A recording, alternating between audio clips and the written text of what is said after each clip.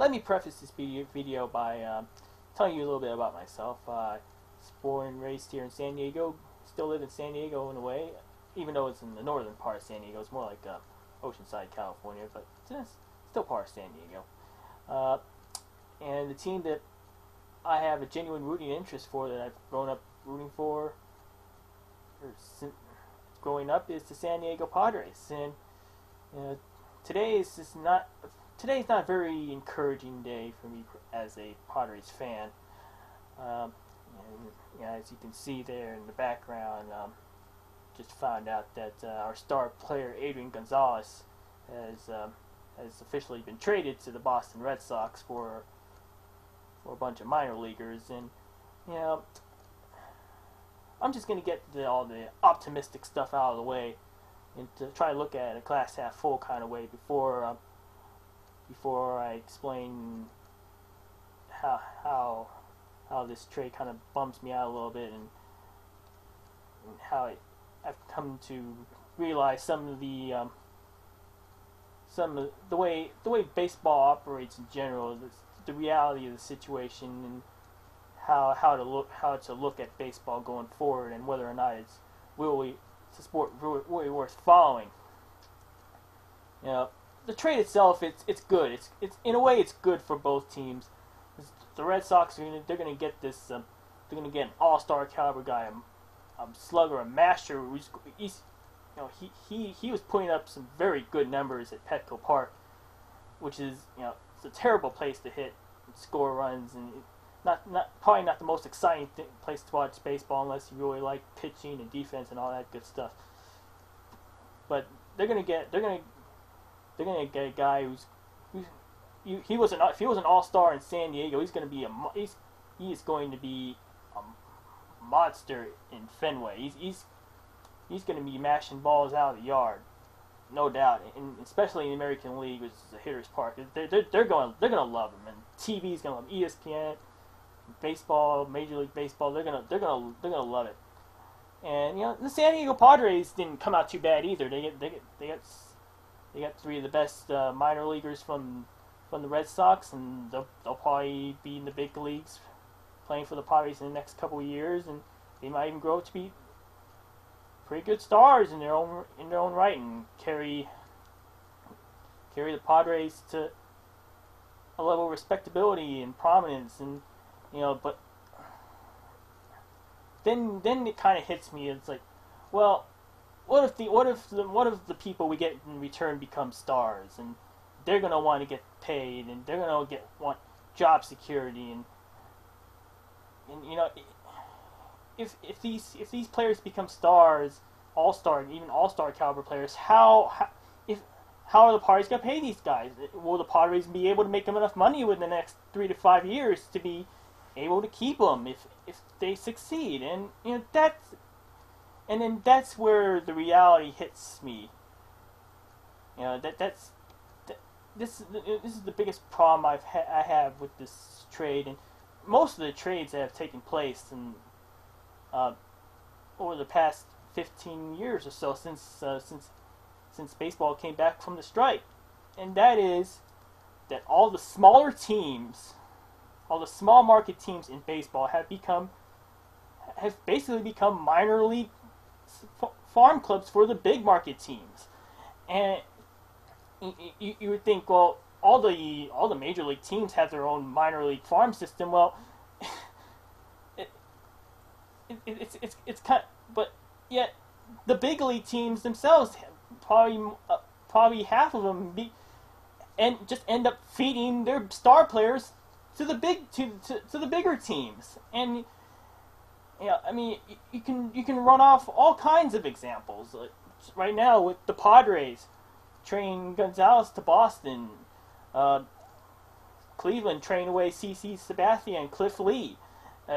Florida Marlins have had all kinds of stars playing for them throughout their franchise. Gary Sheffield, Josh Beckett, Carl Pavano, Mike Lowell. All those guys end up being traded to bigger teams and bigger market teams. And the one thing that I've realized about baseball in general is that all the owners, all the baseball owners here, they operate their teams just like a business. It's not like it's not like a public service to the fans. Like we've got to put out the best team possible. We got to sell the team. We got to hype this up and get the local people all hyped up and buzzed. It doesn't really work that way for a lot of teams, unfortunately, and San Diego was no exception. And like I said, owners operate the teams like businesses, and that's not necessarily a bad thing if every owner in Major League Baseball had deep pockets and they were all billionaires and they can spend it however they want. But unfortunately, it doesn't really work that way. It really only benefits for one, major markets: the New Yorks, Boston's, Philadelphia's, LA's, Chicago's, and two, it benefits richer owners. In most cases, the richest owners just happen to come from the richest cities in America. And looking at some of the team salaries, I mean, you compare a New York Yankees salary of $200 million to a $40 million salary at the Padres and the Pittsburgh Pirates, and it's apparent that there are no minimum or even maximum spending standards that baseball establishes in place to maintain a level playing field. Unlike say the NFL up until recently, there's really not a salary floor or even a salary cap to keep all these teams in line. If every team was able to spend equally, it would be all about finding the best players for your team. But instead, it's about fielding a team. For most of these teams, it's about fielding a team on the cheapest budget, because they just don't have the money or the resources, the same money or the resources that the bigger teams do.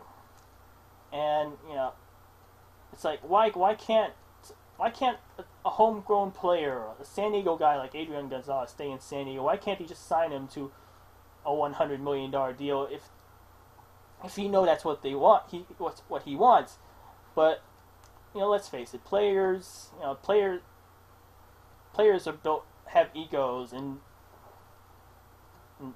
players want the attention. They want the attention that comes with the big salaries, the record salaries. And why would Adrian Gonzalez sign a $100 million deal to stay in San Diego when he knows he can get a $160 million deal elsewhere? He can make that extra money playing in Boston and be able to play on a winning team with other highly paid, highly regarded superstars. Why does he have to carry an entire franchise on his back when he can be just be part of a bigger team, and where he's surrounded with other stars and he doesn't have to carry the water all the time? It explains a lot of things. Why CC Sabathia, Cliff Lee's going to probably end up with the Yankees, and CC Sabathia's already there, even though Milwaukee offered him a $100 million contract, and the Yankees offered him $160. I mean, what would you take? You would probably take the $160 and be part of a major market where you're going to get a lot of attention, and you're going to get a lot of recognition for what you do. And it just reflects the attitude that Major League Baseball has towards their franchises. It's like a class system in place when you really think about it. You have these upper class teams: the Boston Red Sox, New York Yankees, New York Mets, LA Dodgers, the Chicago Cubs, Philadelphia Phillies. They're all in the upper tier. That's where most of the attention is, so much of the attention is skewed towards those teams. Then you maybe have a little small middle class like the San Francisco Giants and the Texas Rangers. You know, even the St. Louis Cardinals. They might be able to spend $100 million. Like even the Minnesota Twins might be able to spend 80, 90, $100 million, but you know, there's still $30, $40 million behind all those upper class teams. And even the teams in the middle tier, a very small middle tier, by the way, they're not going to get. You know, they may have stars that attract national attention, but teams themselves, they're not going to have that kind of. That doesn't necessarily translate to attention for the teams themselves. The same way that people recognize the Yankees and the Mets and the Phillies as great teams.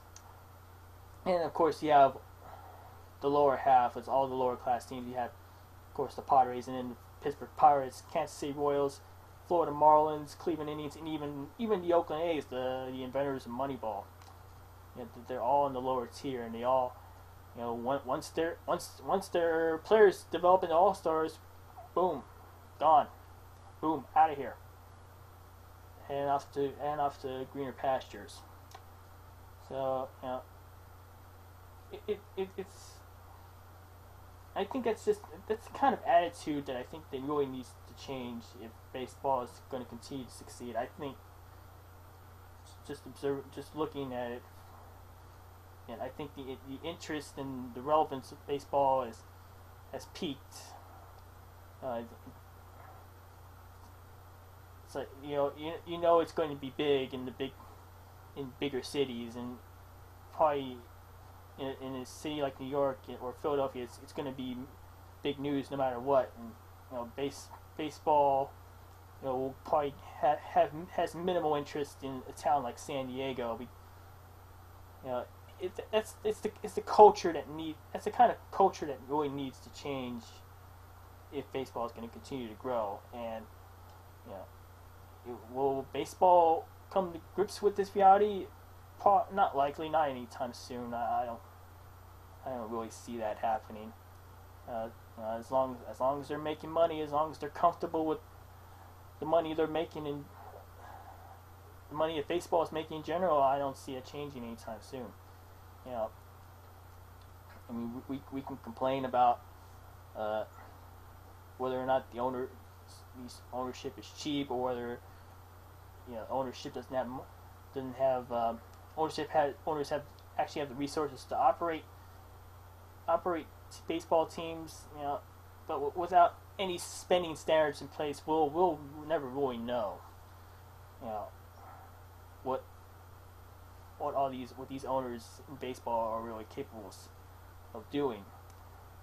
That's we can complain and whine about it all day, but that's the reality of the sport, and you can either take it or leave it. And what else is there to say? If you choose not to accept that, then there's no point in feeling miserable all the time. You just go watch football. And here in San Diego, you always have the Chargers. Assuming they don't move to LA, of course.